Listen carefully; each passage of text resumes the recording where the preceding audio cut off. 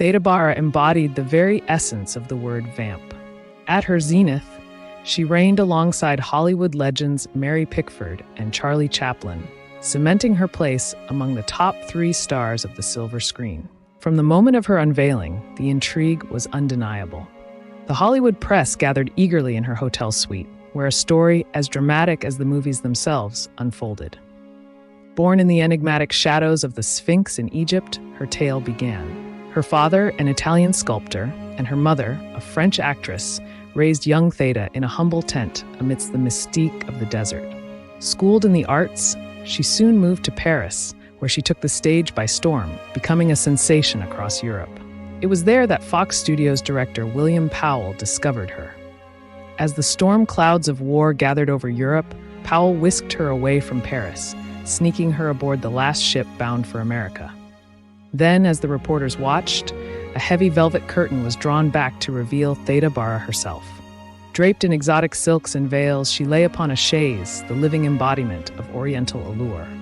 Her voice, veiled like her face, resonated with an accent as mysterious as her origins. "The press claims I possess the most wicked face of any woman," she murmured, her voice low and beguiling. "They say my hair is like Medusa's serpent locks, that my eyes have the cruel cunning of Borgia, my mouth the scheming smile of Delilah, and my hands like the talons of Circe or the blood-soaked grip of Elizabeth Bathory. And then they ask of my soul if it reflects my face."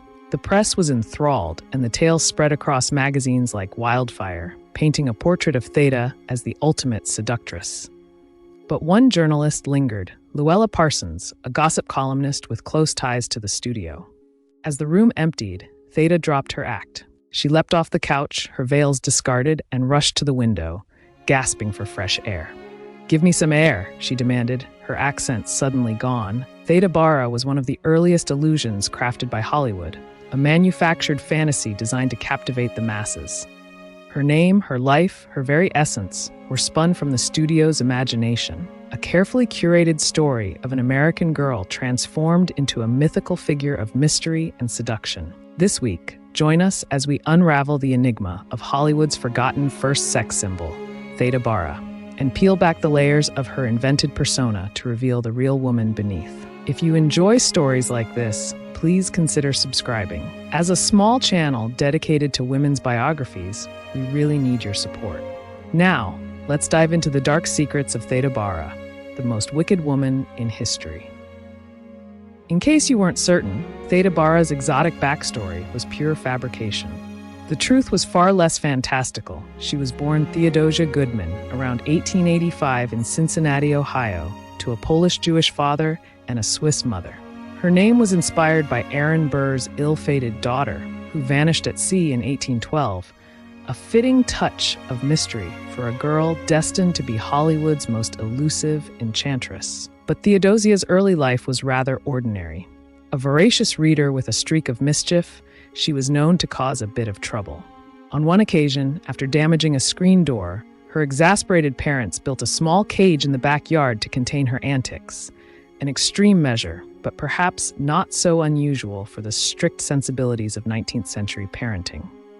Contrary to her later myth, Theodosia had never set foot in Egypt, nor had she traveled abroad. The acting bug bit her early. She dropped out of the University of Cincinnati, and like so many other aspiring actors, headed to the bright lights of New York City, dreaming of a career on the theater circuit.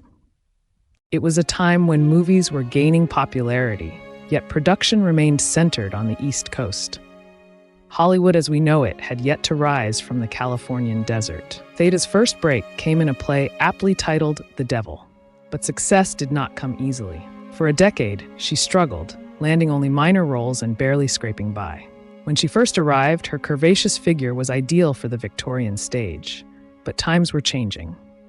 By 1908, the slim, almost ethereal look was in vogue, thanks in large part to dance sensation Irene Castle. Suddenly, a frail frame, boyish bobbed hair, and a delicate demeanor became the standard of beauty. Theda's voluptuous curves and haunting, deep-set eyes were no longer in style, and at 25, she found herself out of step with the new ideals. By 29, she was still far from stardom, having secured only bit parts and fleeting roles. But 1914 brought a stroke of luck in the form of director Frank Powell. When he met Theda, she cleverly shaved a few years off her age, claiming to be 24 instead of 29, and padded her resume with fictional credits. Powell decided to give her a small role in The Stain, a modest production meant to gauge her screen presence. Impressed by her unique look and on-screen charisma, Powell took her along when he moved to Fox Studios, where Theda's career would soon take a dramatic turn. To understand this moment, it's essential to consider the broader context. In the early 1900s, Europe led the way in cinematic innovation, while America lagged behind, producing cheap, disposable films that often ran for just a few days before being melted down for reuse. But with Europe consumed by the Great War, the United States found an opportunity to build its own film industry. By the time Theda met Powell, Hollywood was evolving rapidly. The first fan magazines had begun to emerge. Photoplay launched in 1911, and by 1914, it had shifted focus to Hollywood stars, regardless of whether the stories were true. In this burgeoning era of stardom, audiences craved stories as much as they did films, and Theda, still an unknown, was a perfect canvas for the studio's most outlandish fantasies. For Fox Studios, she was a godsend, a mysterious beauty who could embody the ultimate femme fatale without demanding a star's salary. Meanwhile, other silent-era actors were already becoming household names, and with fame came a demand for higher pay. But Theda, with her dark eyes and exotic appeal, was an affordable gamble, ideal for a studio looking to captivate audiences with scandalous tales of forbidden love, deceit, and danger. The star-making machinery of Hollywood was still in its infancy, but already it was clear. The truth mattered less than the story. And no one embodied that better than Theda Bara, the creation of a new era where the image on screen and the person in real life were meant to be one and the same. Though creating false personas for actors became commonplace in the Hollywood studio era, in 1916 this was entirely new territory. Even giving a star a distinct personality was revolutionary. Just a few years earlier, actors weren't even credited by name. The invention of Theda Bara, both on and off screen, marked a turning point in the art of cinematic myth-making. Her breakthrough role came in A Fool There Was, a film adapted from a play based on Rudyard Kipling's poem, The Vampire. At the time, the concept of a vampire went beyond Bram Stoker's blood-sucking creation. In the 1910s and 1920s, a vamp referred to a femme fatale, an enigmatic, dangerously seductive woman who lured men to their doom, then moved on to the next unsuspecting victim. Theda was the perfect embodiment of this new archetype. Fox Studios quickly recognized her potential and signed her to a 5-year contract offering $100 a week, a considerable sum for an unknown actress. They suggested she adopt the surname Barringer, shortened to Bara, adding an exotic twist to her new identity. And thus, Theda Bara was born, a name that sounded as mysterious as the character she was about to play. In silent cinema, the emphasis was on close-ups, with actors conveying emotion purely through expressions. Theda excelled in this medium. Silent film actresses had to endure thick, heavy makeup, yellow pancake foundation, blackened eyes, and dark brown lips. Unlike today, stars were responsible for buying and applying their own makeup. It was a grueling, unforgiving process, but Theda adapted with surprising resilience. A Fool There Was broke new ground with its unapologetically dark ending. Theda's vamp character ruthlessly ensnares the male protagonist, destroys his life, and leaves him a broken man. It was a radical departure from the cheerful resolutions that audiences were used to. And yet, behind the scenes, Theda was a far cry from the man-eater she portrayed. Despite her wicked on-screen persona, Theda was deeply scandalized when the script required her to wear a bathing suit, a daring move for a woman in 1915. Filming was further complicated by crowds of nearly 2,000 spectators who gathered to watch, drawn by curiosity and controversy. Theda felt deeply embarrassed, describing herself as a lost soul beneath the layers of stage makeup necessary to make her features visible on film. And with that film, the myth of Theda Bara, the Arabian woman of mystery, was born. The studio orchestrated an elaborate campaign, complete with haunting publicity photos and staged interviews. Magazines were flooded with images of Theda draped in veils, her dark eyes hinting at forbidden secrets, and the press conference I mentioned earlier solidified her image as a seductive enigma. She leaned into her role during interviews, maintaining a beguiling, tragic air. "Some night," she mused darkly to the press, "when I face old age and my mirrored image shows wrinkles, I will end my life. Gas or poison, I should think."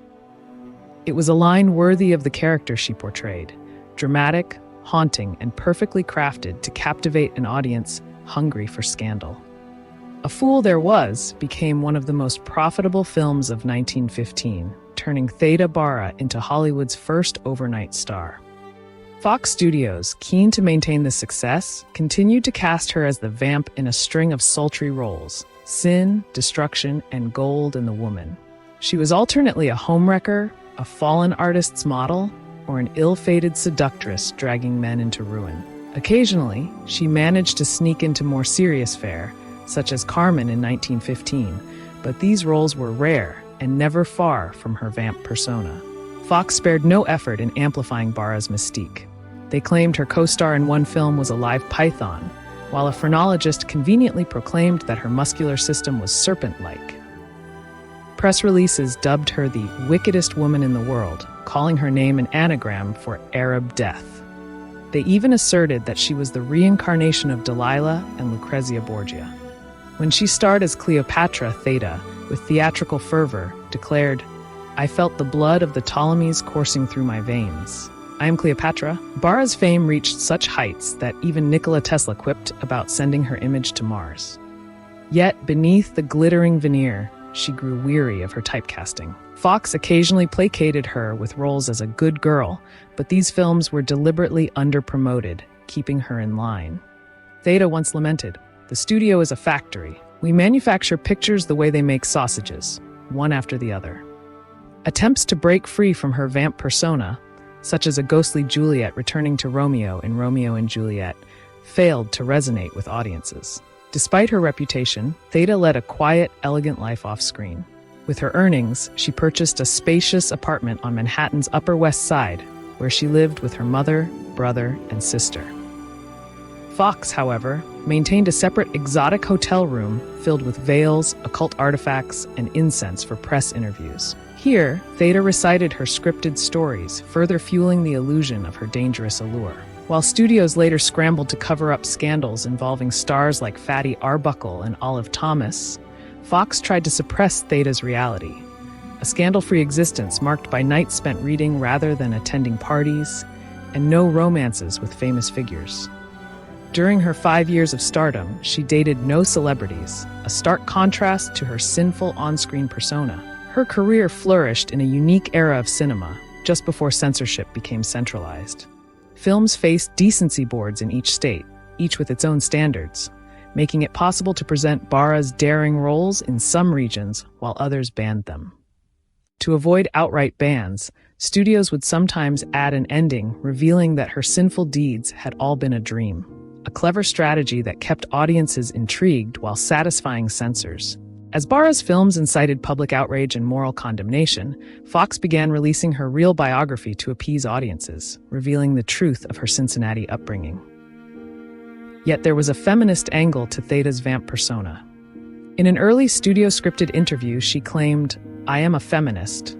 For every woman like me, there are 10 men who take everything from a woman and give nothing in return." V stands for vampire, and it stands for vengeance, too. The vampire I play is the vengeance of my sex upon its exploiters. By 1917, Theda Bara was at the peak of her fame, rivaling Mary Pickford, Douglas Fairbanks, and Charlie Chaplin.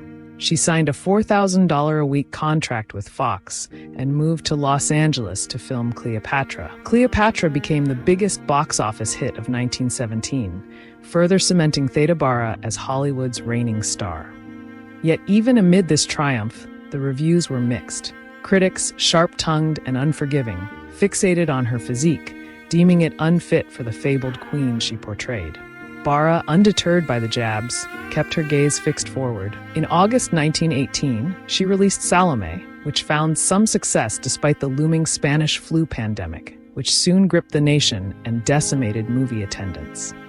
Her next film, The She-Devil, opened the day before the armistice, but it was completely overshadowed by the end of the war. Newspapers barely reviewed it, and soon Bara's career was plagued by a series of flops. She began arriving late on set, negotiating her contract to start at 1 p.m., and eventually lost the will to act altogether. In early 1919, desperate to escape her vamp persona, Theda announced she would strike until she could find a good non-vamp script. She believed she had found her salvation in Kathleen Mavourneen, where she would play a quaint little Irish girl.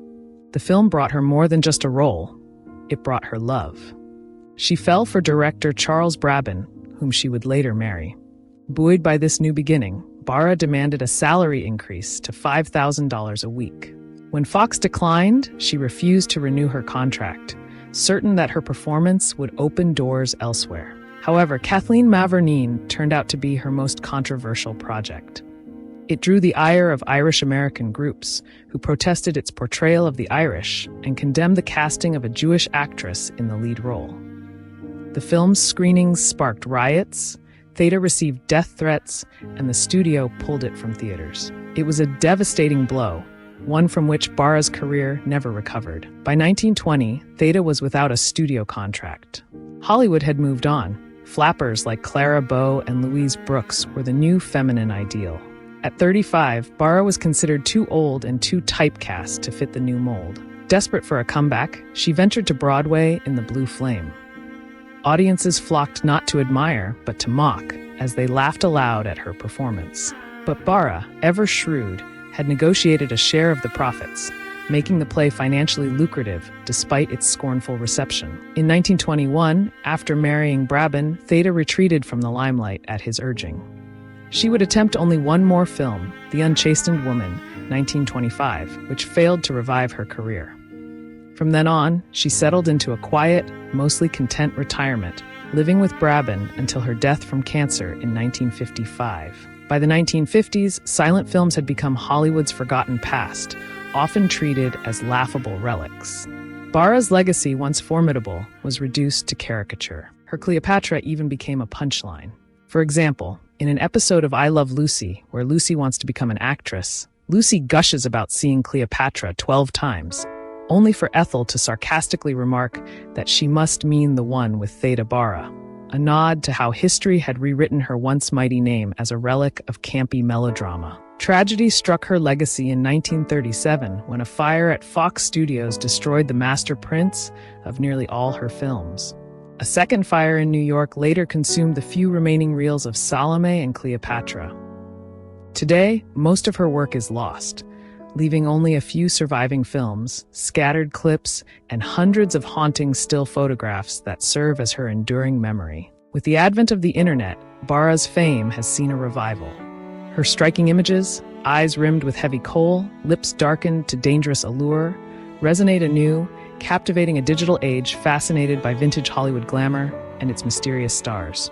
Her films may have turned to ash, but the photographs, coupled with her mythic backstory, continue to spark curiosity and admiration. Bara remains a figure caught between memory and forgetfulness, a spectral symbol of cinema's infancy, a time when stars were born not just on screen, but also in the carefully woven tales that surrounded them. Theda Bara remains a paradox, at once forgotten and eternal, an echo of Hollywood's earliest dreams. Her legend whispers of a time when the lines between reality and illusion blurred effortlessly, when stars were both manufactured and mythologized. As a symbol of what the industry can create, immortalize, and ultimately abandon, Bara's name lingers like the final frames of a lost film, her allure undiminished, her spirit haunting the silent spaces between history and myth. In the words of her character, to be good is to be forgotten. I'm going to be bad, so I'll always be remembered. I hope you enjoyed this week's video on Theda Bara. Let me know your thoughts in the comments, and feel free to suggest who you'd like us to cover next. As a small channel, your likes, shares, and subscriptions truly make a difference. So thank you. And a special shout out to our patrons: Velocity Girl, ZenLife68, Jillian Barker, Junie Moon, Philip Gallegos, Kingsley Clark, Cuffum Chung, Harry Thurston, Karen Craig, Second Soprano 150, Michelle Lynn Neal, Deborah Himes, Bavia Andrea, Tracy Walsh, Elizabeth, and CTS Bathory. Your support means the world to us. To everyone watching, we now have over 60 women's biographies on the channel, all made possible by your support. Stay safe, keep exploring history, and as always, thank you for watching.